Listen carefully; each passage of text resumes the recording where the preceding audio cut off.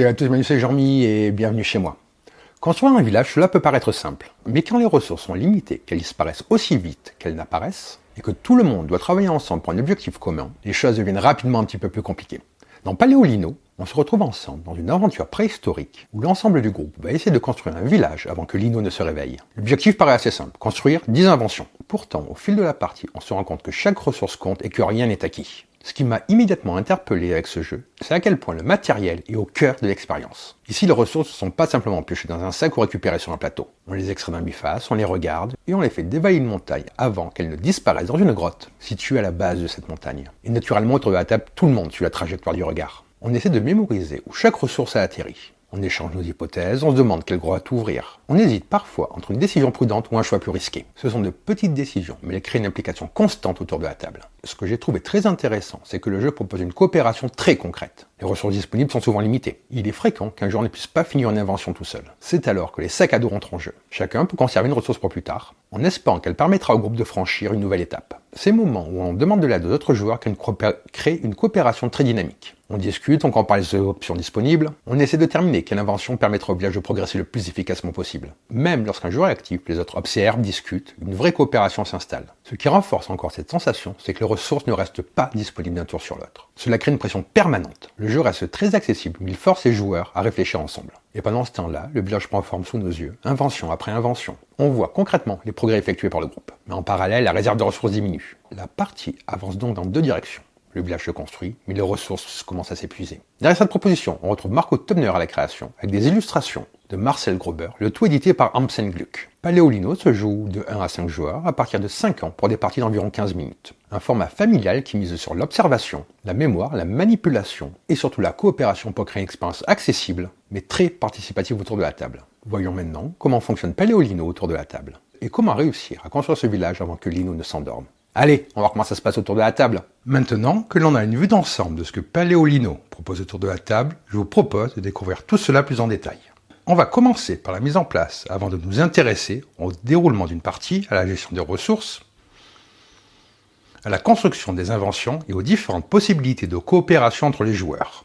Nous prendrons également le temps de revenir sur quelques points de règle importants, ainsi que sur les variantes proposées pour adapter le niveau de difficulté selon les joueurs autour de la table. Et une fois les règles entièrement couvertes, je vous retrouverai pour mon avis complet sur Paléolino, afin de revenir plus en détail sur les sensations qu'il procure, son rythme, cette dynamique coopérative et le public avec lequel il m'a semblé le plus à l'aise.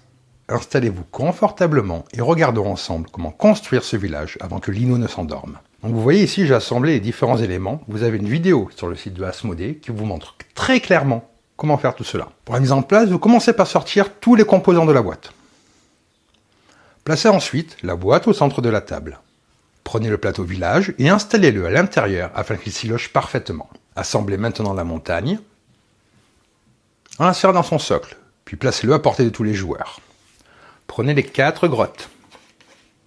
Faites-les glisser dans le socle de la montagne. Récupérez ensuite les 30 jetons ressources et placez-les à l'intérieur du biface par derrière. Puis placez celui-ci à la portée de tous les joueurs. Mélangez les 15 tuiles d'invention. Formez ensuite 2 piles d'environ la même taille et placez-les devant la boîte. Si vous jouez seul, formez à la place 3 piles. Chaque joueur choisira ensuite un enfant et le place devant lui. Vous pouvez utiliser l'une ou l'autre face du personnage. À 1, 2 ou 3 joueurs, remettez les enfants non utilisés dans la boîte. Ils ne sont pas nécessaires. Il est recommandé de dégager la table avant de commencer la mise en place. Au cours de la partie, l'ensemble peut devenir instable. Dans Paléolino, tous les joueurs coopèrent pour atteindre un objectif commun. Au début de la partie, votre village dispose de 10 emplacements de construction vides. Votre mission est de les remplir en construisant des inventions avant que Lino ne s'endorme et que la partie ne prenne fin. Le premier joueur est la personne qui a inventé quelque chose le plus récemment dans la vraie vie. La partie se déroule ensuite dans le sens aiguille d'une montre. À votre tour, vous effectuez les étapes suivantes. Piochez 2 jetons dans le biface.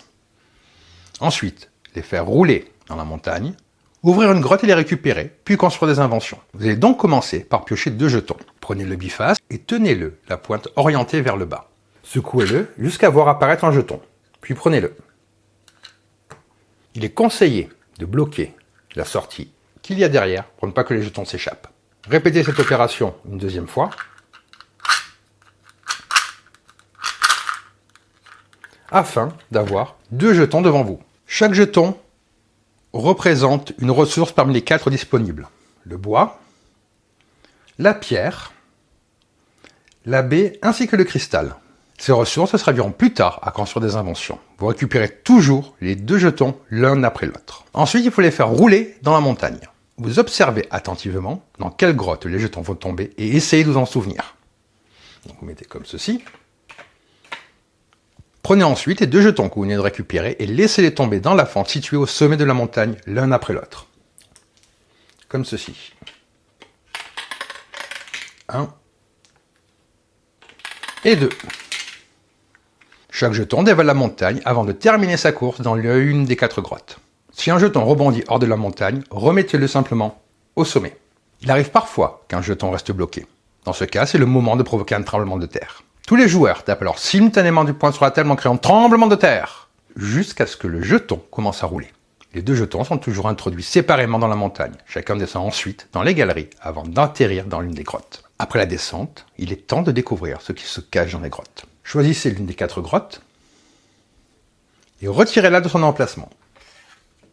Prenez tous les jetons qui se trouvent et placez-les au centre de la table. Une fois les jetons récupérés, remettez la grotte vide dans le socle de la montagne. Cette étape est obligatoire. À votre tour, vous devez toujours ouvrir une grotte. Vous n'avez pas le droit de regarder à l'intérieur des grottes avant de faire votre choix.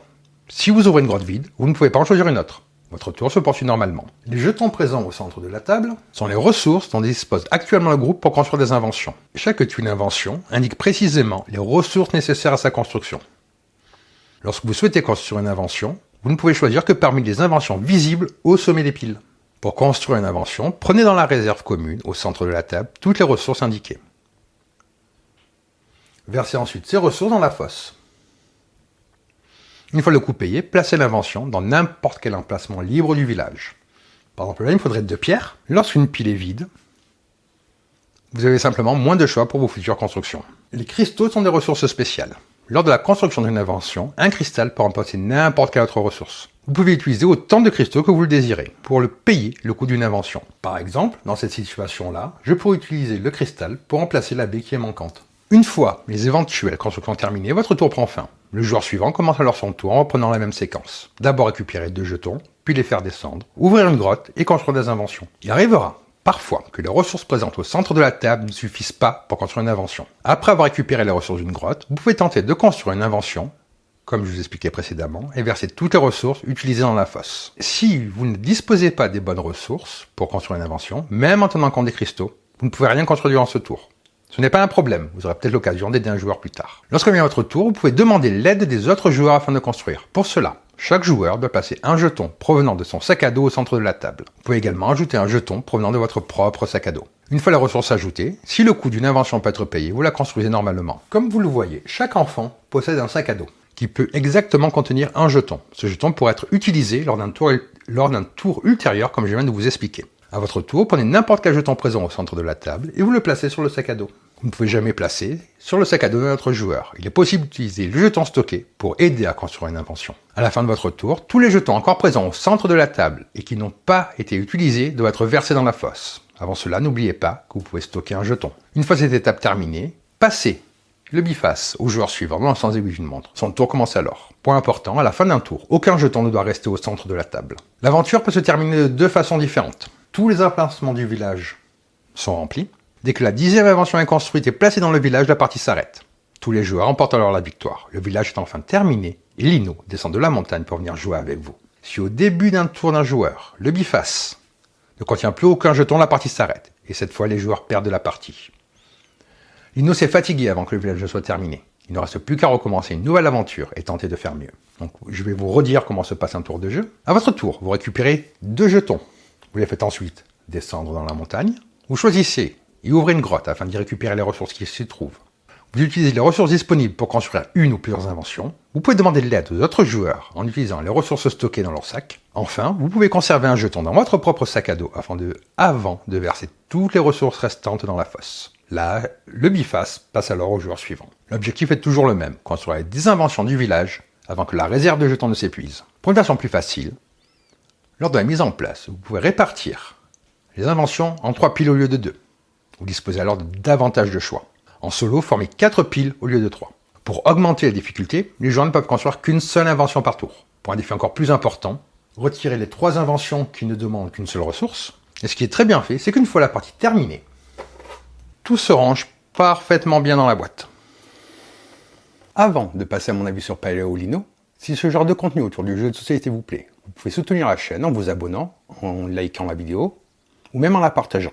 Vous trouverez également sur la page principale de YouTube tous mes réseaux pour me suivre, n'hésitez pas à le faire, cela aide aussi beaucoup la chaîne. Et comme toujours, je serais curieux d'avoir votre ressenti sur le jeu si vous avez eu la chance de l'essayer. N'hésitez pas à me dire en commentaire ce que vous pensez de cette proposition, ou simplement à partager votre expérience. De mon côté, il est maintenant temps de revenir sur les sensations que Paléolino m'a laissées autour de la table. Quand je regarde Paléolino, ce qui me saute immédiatement aux yeux, c'est sa volonté de transformer la mise en place et manipulation en véritable mécanique de jeu. Les montagnes, les grottes, les jetons, le biface qui sert à récupérer les ressources ne sont pas simplement des éléments originaux, ils sont au cœur de l'expérience du jeu. Lors de mes parties, j'ai trouvé que le jeu crée une dynamique assez unique autour de la table. Chaque tour est extrêmement simple à comprendre.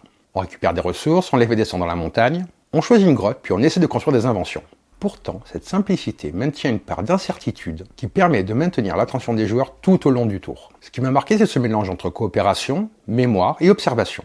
Quand les ressources évoluent à la montagne, évidemment, tout le monde essaie de les suivre du regard. On pense avoir repéré où elles sont tombées, puis en quelques instants, le doute s'installe. Est-ce que cette baie est vraiment dans la grotte de gauche? Est-ce que le cristal est tombé au centre? Cette mécanique très simple crée de petites discussions autour de la table et pousse les joueurs à être impliqués même lorsque ce n'est pas leur tour. J'ai également beaucoup apprécié la façon dont la coopération est gérée. Beaucoup de jeux coopératifs donnent parfois l'impression qu'un joueur peut facilement prendre les décisions tout seul. Ici, la présence des sacs à dos ajoute un petit twist très agréable. Comme chacun peut conserver une seule ressource pour plus tard, les joueurs développent petit à petit une sorte de réserve qui peut devenir très précieuse au bon moment. Très souvent, je me suis retrouvé à observer ce que les autres avaient comme ressources, en me disant que cela pourrait peut-être servir à une invention quelques tours plus tard. Cette mécanique encourage naturellement l'entraide. Lorsqu'un joueur est à une ressource près de construire une invention, il y a ce petit moment de réflexion collective pour savoir si quelqu'un peut apporter le jeton manquant. Cette sensation est renforcée par le fait que toutes les ressources non utilisées sont défaussées à la fin du tour. On ne peut donc pas accumuler une grande réserve commune. Chaque tour devient une petite opportunité qu'il faut saisir avant qu'elle ne disparaisse. Cela crée une forme de tension légère mais constante. Les décisions restent simples bien entendu, mais elles ont toujours un impact immédiat. Bien entendu, le système des inventions participe beaucoup au rythme du jeu. Comme seules les tuiles visibles sont disponibles, les choix évoluent en permanence. Construire une invention ne fait pas seulement progresser vers la victoire, cela ouvre de nouveaux choix. J'ai trouvé que cela donnait une progression agréable et facile à suivre pour les plus jeunes joueurs. Les cristaux, eux, amènent une certaine souplesse. Leur rôle de ressource joker sert surtout à débloquer une situation. Ils réduisent la frustration tout en offrant une réflexion. Du côté de l'ambiance, on est bien entendu sur quelque chose de très familial et de très collectif. Le meilleur exemple reste probablement le tremblement de terre.